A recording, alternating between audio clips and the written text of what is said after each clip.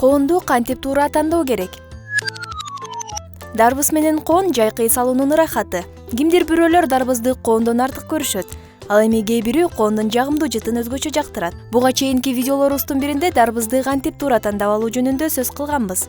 Ал эми коонду кантип туура тандайбыз? Эгер билгиңиз келсе, экрандан алыстабаңыз жана видеону аягына чейин көрүңүз. Ширелүү, жыпар жыттуу жана таттуу коон көптөгөн адамдардын сүйүктүү азыгы. Коон С жана Р витаминдери менен каныккандыктан суусунду кандырат, кандагы холестеролду төмөндөтөт. Ошондой эле эс алдыруучу каражаттарга дагы ээ. Бирок көп учурда тышы кооз коондун ичи даамсыз болуп да калат. Биринчи, коонду кайсыл жерде сатып алуу керек? Биринчи кезекте коонду кайсыл жерден сатып аларыңызды аныктап алыңыз. Коонду супермаркет, расмий базар же дүкөндөрдөн сатып алганыңыз туура. Бул жерде товарлар туура шартта сакталат. Натыйжада бузулган товар менен ууланып калуу коркунучу бир кыйла төмөн.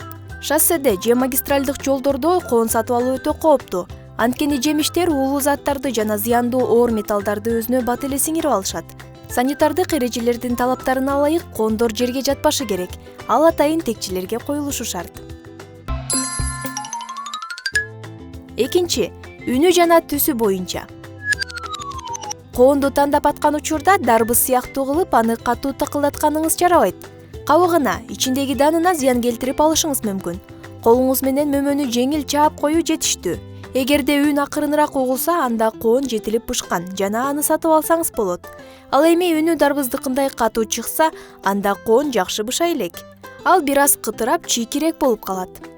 Ал эми коон кабыгынын түсү аны ташып же сактоо учурунда бузулуп-бузулбаганы жөнүндө кабар берет. Эгерде коондо карайган жана кичинекей чуңкурлуу тактар бар болсо, анда ал бузулуп кеткендин белгиси. Алар аркылуу жемишке бактериялар оңой эле кирип, даамын тез эле бузуп коюшат. Үчүнчү, жыттап көрүңүз.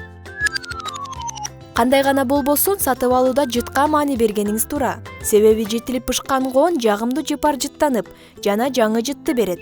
Ал эми өтүп кеткен коондордун жыты чириген жемиштердикиндей жыт берсе, бышпай калган коондор чөптүн жытын берет. Айтмакчы, бышкан мөмөдө жагымдуу жыттын жоктугу, ошондой эле коондун ичиндеги жумшак же ак түстөгү уруктар анын өсүшүн тездетүүчү жана көлөмүн чоңойтуу үчүн зыяндуу нерсе менен өстүрүлгөнүн айгинелейт. Тилекке каршы бул көрүнүштү аныктоо мүмкүн эмес, дейт изилдөөчүлөр. Болгону коон тандап жатканда жагымдуу жыттанбаса, аны албай эле койгонуңуз туура. Төртүнчү, колго алып көрүңүз. Коондун бышып жетилгенин билүү үчүн аны эки колуңузга алып, бир аз кысып көрүңүз. Даамдуу жана таттуу коон пружина сыяктуу бир аз секириши керек. Эгерде жемиш катуу дарбыздай болуп сезилсе, анда ал өтө жакшы бышпаган мөмө болуп эсептелинет. Ал эми колго алып кыскандан кийин кабыгында манжаларыңыздын изи калып калса, демек бул коон ашыкча бышып кеткен же сатып алуучуну көп убакыт күтүп калган. Жана да сабакты жеңил-желпи сындырып көрүңүз. Бышкан мөмөнүн сабагын сиз эч кыйынчылыксыз эле сындыра аласыз.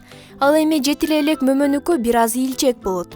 Коондун бышып-бышпаганын дагы бир жол менен текшерип көрсөңүз болот. Ал үчүн кайра эле коондун сабагынын калыңдыгын карап көрүңүз. Эгер жоон болсо, демек ал жетилген жана даамдуу. Бешинчи, ашыкча нитраттардан абайлаңыз. Дарбыздай эле коонду да тез жана чоң болуп өсүш үчүн ар кандай дары-дармектер менен азыктандырышып чоңойтушат. Мисалы, селитра, кээде заара сыяктуу химикаттар менен өстүрүлүшү мүмкүн. Мындай шартта өстүрүлгөн коондор адамдын уулануусуна алып келиши ыктымал. Төмөнкү көрсөткүчтөр нитраттардын ашыкча болушунун белгилери. Боз жана бош уруктардын болушу өзүнө таандык жыттын жоктугу. Алтынчы, кесилген коонду албай эле коюңуз. Көпчүлүк сатуучулар сатып алуучуга коондун жакшы бышкандыгын көрсөтүү үчүн андан бир чарчы кесип алышат. Мындай жемишти сатып албай эле койгонуңуз туура. Анткени коон дарбыз сыяктуу эле дароо баарын өзүнө сиңирип алат. Сатуучунун бычагындагы кирден тарта бактериялар менен чаңга чейин. Жетинчи, коонду кантип туура жейбиз жана туура сактай алабыз. Бир караганда өтө эле жөнөкөй сезилиши мүмкүн. Коонду кесип, танектерин чыгарып, даамдуу жыпар жыттуу коондон жеп ырахат алабыз. Бирок мындан тышкары сиз билбеген башка маанилүү жагдайлар дагы бар. Биринчи, колдонуудан мурун коонду жылуу суу менен самындап жуушту унутпаңыз. Себеби анын кабыгында токсиндер бар. Экинчи, эч качан кесилген же жарымы желген коонду жылуу бөлмөдө сактабаңыз. Эгерде аны толугу менен жебеген болсоңуз, токтоосуз муздаткычка салыңыз. Үчүнчү, коонду муздак суу, ачытылган сүт азыктары же болбосо алкоголь менен бирге айкалыштырууга болбойт. Анткени мындай учурда ашказанга терс таасирин тийгизиши ыктымал.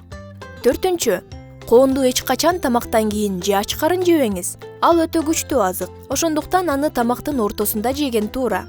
Бешинчи, кант диабети менен ооруган жана ичи карын оорулары менен жабыркагандар үчүн кош бойлуу жана бала эмизген энелерге коон жегенге болбойт. Эгерде сиз сапаттуу коон сатып алгыңыз келсе, анда туура мезгилде, башкача айтканда август айынын аягында же сентябрдын башында сатып алууңузду сунуш кылабыз. Анткени бул мезгилдерде бышкан коондор пленкалар менен капталбайт жана пестициддер минералдык жер семиткичтерди аз камтыйт. Сегизинчи, кайсыл сорттогу коонду тандап алуу керек? Биздин базарлардын текчелериндеги эң популярдуу сорттор булар колхозница жана торпеда. Колхозница жылмакай сары шарга окшош. Ал эми торпеда орой, жашыл сары түстө болот. Кээ бирөөлөр биринчи сортту жагымдуу, экинчисин таттуу деп эсептешет. Торпеда чоңураак болгону жакшы. Эң таттуу торпеда коондору көп учурда көлөмдүү келишет. А колхозница коонун тандап алууда тескерисинче көлөмдүн артынан кубалоонун кажети жок. Диаметри 10 см болгон жемиштер айрыкча даамдуу болот. Көлөмдүү коондор болсо ашыкча жер семирткичтер жана ар түрдүү химиялык заттар аркылуу өстүрүлгөн болушу ыктымал. Коон жөнүндө кандай кызыктуу маалыматтарды билесиздер? Сиздер үчүн бул кереметтүү жемиш жөнүндө кызыктуу 5 факт. Дүйнөдөгү эң кымбат коон Жапониядагы Юбари Кинг сорту болуп саналат. Бул жемиш өзгөчө укмуштай даамга ээ деп айтып келишет. Анын баасы бир нече миң долларга бааланган. Коондун салмагы негизинен 8-9 килограммдан ашпайт. Бирок расмий катталган рекорддук салмагы 200 килограммды түзөт. Рекорддук коон 2009 жылы Австрияда өстүрүлгөн. Дарбыз сыяктуу эле коондагы 90-92% суудан турат. Байыркы убакта арабтар бул жемиш түз эле бейиш бакчаларынан жерге кокусунан түшүп калган деп ишенишкен.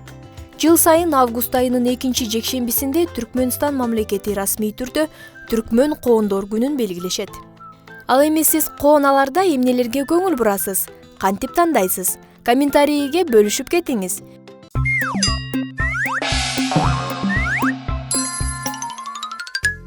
Дарбызды кантип туура тандоо керек? Туура дарбыз тандоо бул өзүнчө бир илим деп айтсак жаңылышпайбыз. Кимдир бирөөлөр дарбыздарды эркек ургаачы деп бөлүшсө, айрымдары тыкылдатып тандап алышат. Ал эми башкалары тааныш сатуучуларга гана ишенет. Чын эле таттуу жана даамдуу дарбызды кантип тандоо керек? Туура тандоонун бир нече эрежелери бар. Биринчи, өлчөмү боюнча тандоо. Ири дарбыздардан сак болуңуз. Биздин климатта өтө чоң дарбыздардын өсүшү мүмкүн эмес. Алар жасалма жол менен азыктандырылгандыгы үчүн же болбосо дары-дармектердин жардамы менен чоңойгон болушу мүмкүн. Ал эми кичинекей дарбыздар өтө таттуу болушпайт. Демек, идеалдуу өлчөм 5-7 килограмм аралыгында болушу зарыл. Экинчи, эркек жана ургаачы. Дарбыздар ургаачы жана эркек деп экиге бөлүнөт. Балдар чоңураак келишет, анча таттуу болушпайт. Ал дарбыздардын түбү томпок келип, үстүндө кичинекей тегереги бар болот. Ал эми ургаачы дарбыздар кичирээк, алардын формасы тегиз болот, анын сөөктөрү кичинекей келет, айымдар таттуураак жана даамдуураак болот. Үчүнчү, сабагына көңүл буруңуз. Дарбыз тандап атканда сөзсүз түрдө сабагына караңыз. Сабактын болушу шарт.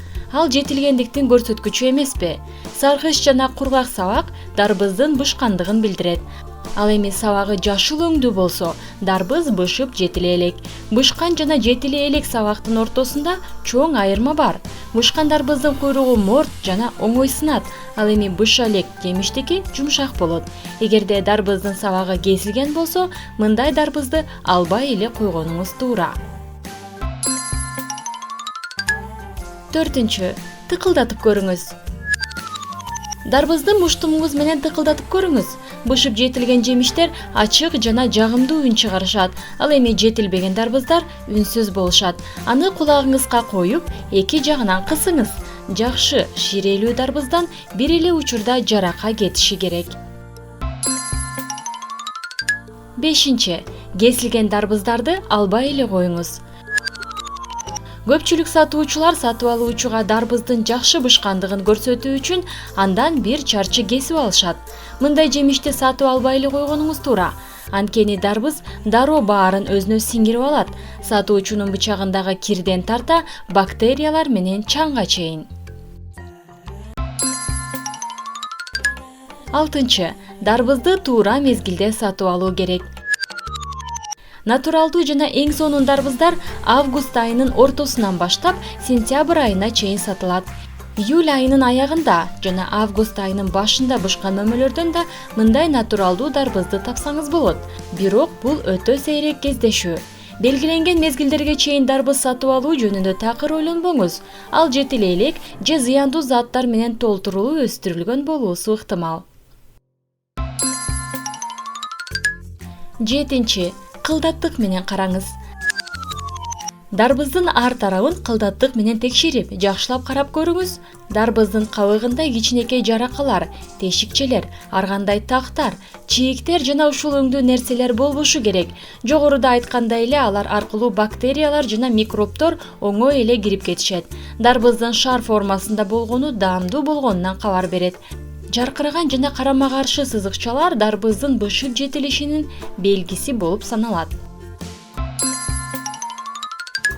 8. Сары тагы бар дарбызды табыңыз.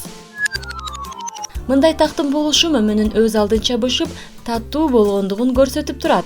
Ал табигый түрдө бышкан жана ар түрдүү химиялык кошулмалар менен толтурулбашы мүмкүн.